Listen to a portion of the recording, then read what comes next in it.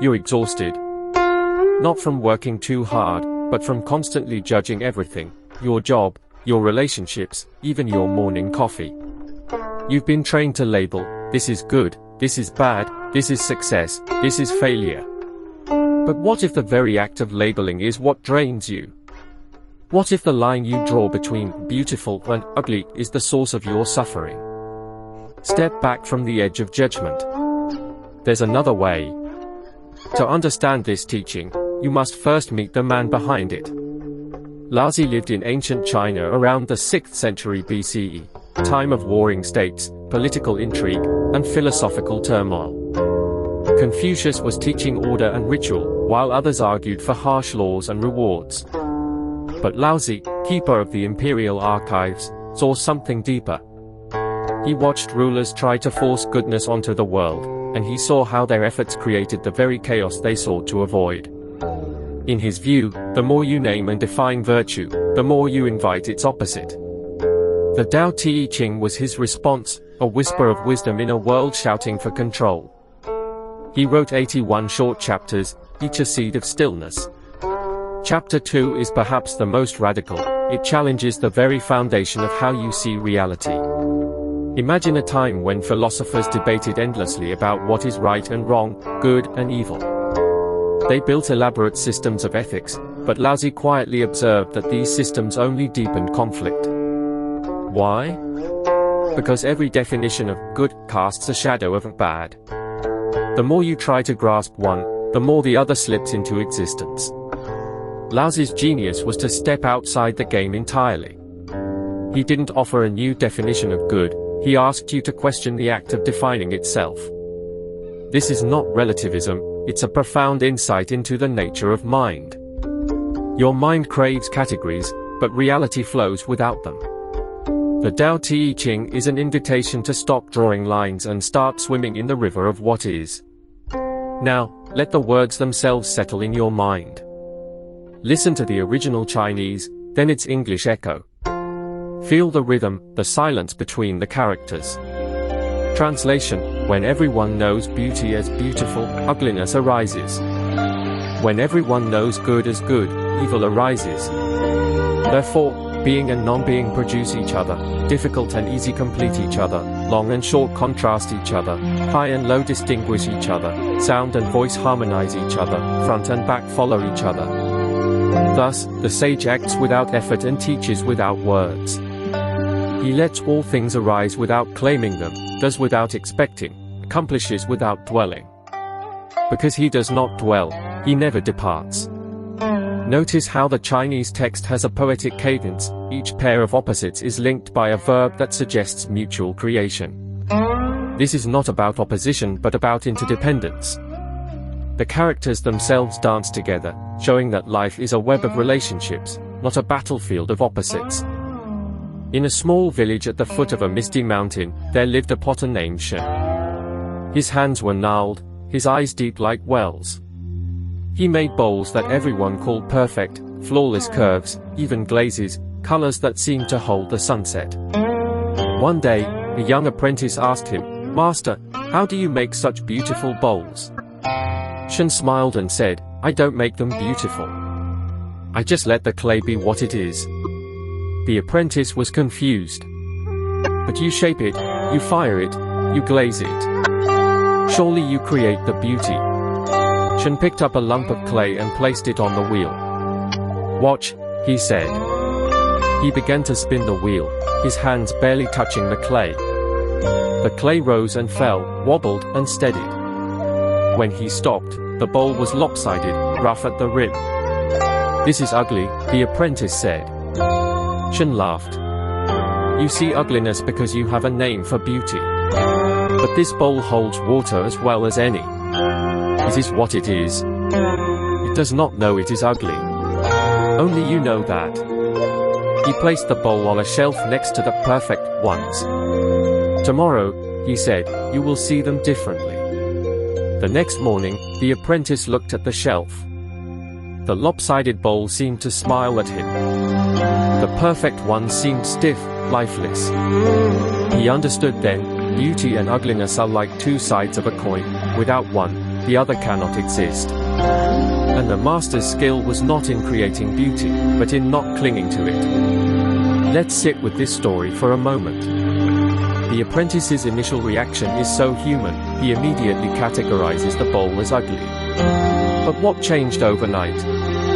Nothing about the bowls changed. Only his perception shifted. He stopped comparing. He saw the lopsided bowl as it was, without the filter of a beautiful or ugly. And in that seeing, the bowl became perfect.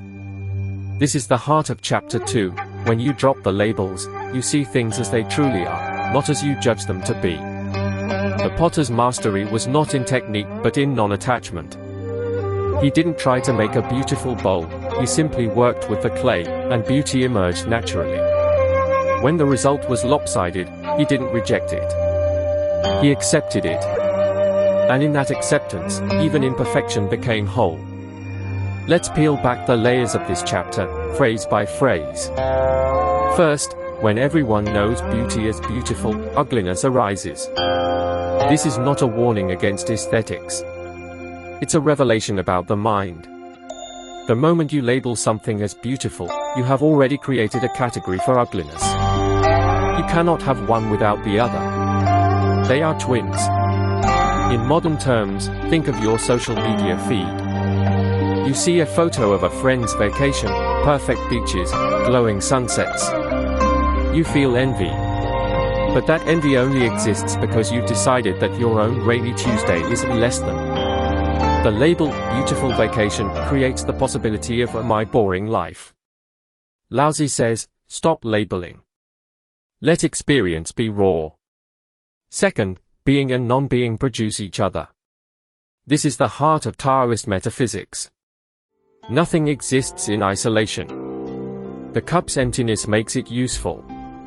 The silence between notes makes music. Your career success is defined by the possibility of failure. If you never risked failure, you could never succeed. They are not enemies, they are dance partners. Consider a tree, its roots are hidden in darkness, its branches reach for light. Without the hidden, the visible cannot stand. In your life, the quiet moments of rest are what give energy to your active hours. The emptiness in your schedule is not wasted time, it is the space that makes productivity possible. Third, the sage acts without effort and teaches without words.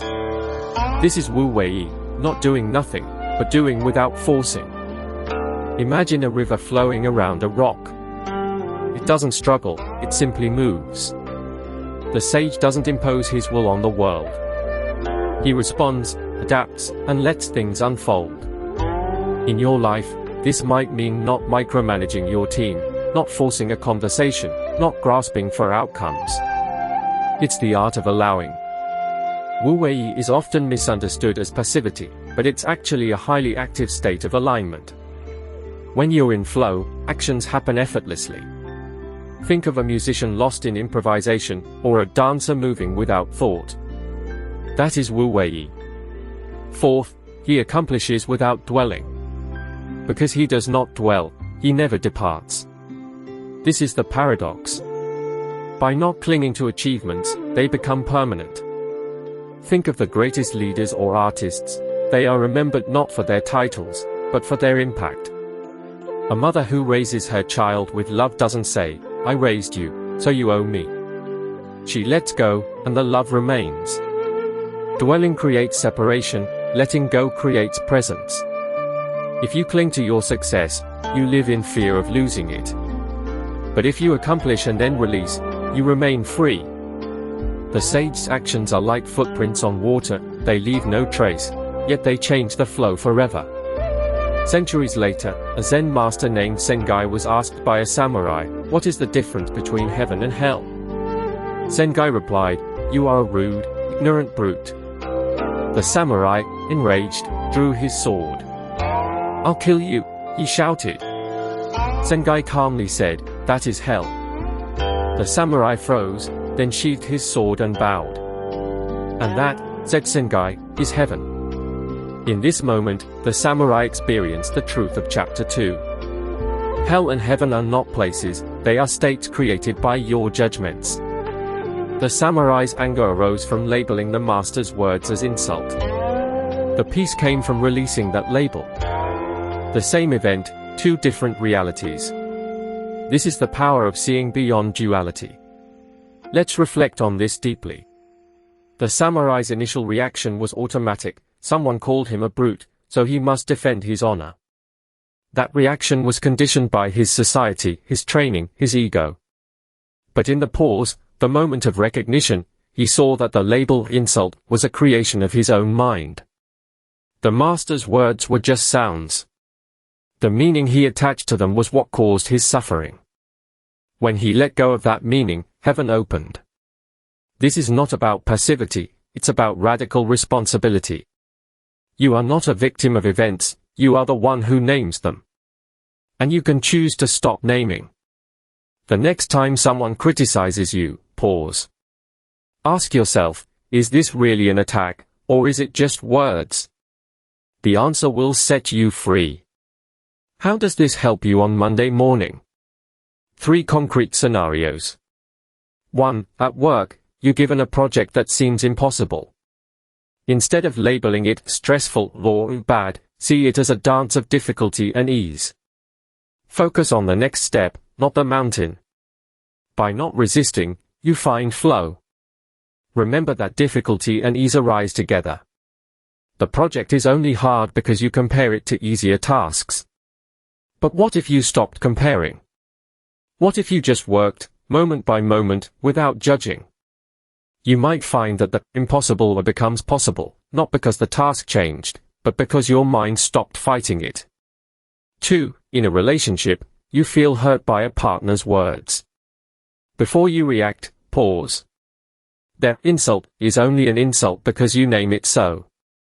Perhaps it's a cry for help, a mirror of their own pain. Let go of the label, and the hurt softens. This doesn't mean you accept abuse, it means you respond with clarity instead of reaction. When you drop the label hurtful, you can see the situation for what it is, 2 imperfect humans trying to connect. From that seeing, compassion arises naturally. 3. When you look in the mirror and criticize your body, remember, you are comparing yourself to a mental image of a beauty. That image is an illusion. Your body is not ugly, it just is. Breathe. Release the judgment. See yourself as the potter saw his lopsided bowl, perfect in its imperfection. Your wrinkles tell stories. Your scars are maps of survival. When you stop labeling parts of yourself as good or bad, you see the whole. And the whole is always beautiful, not because it matches a standard, but because it exists. This is the freedom of Chapter 2, to live without the weight of constant judgment. You can still appreciate beauty, but you no longer cling to it. You can still avoid harm, but you no longer fear it. You move through life like a bird flying through the sky, leaving no traces, yet touching everything. Stop naming your pain. Start feeling it. You came here exhausted from judging. Now, perhaps, you can rest. Not in the absence of opposites, but in their embrace. The river doesn't fight its banks. The mountain doesn't argue with the valley. And you can let go of the names you've given everything. Just be. The Tao is always with you.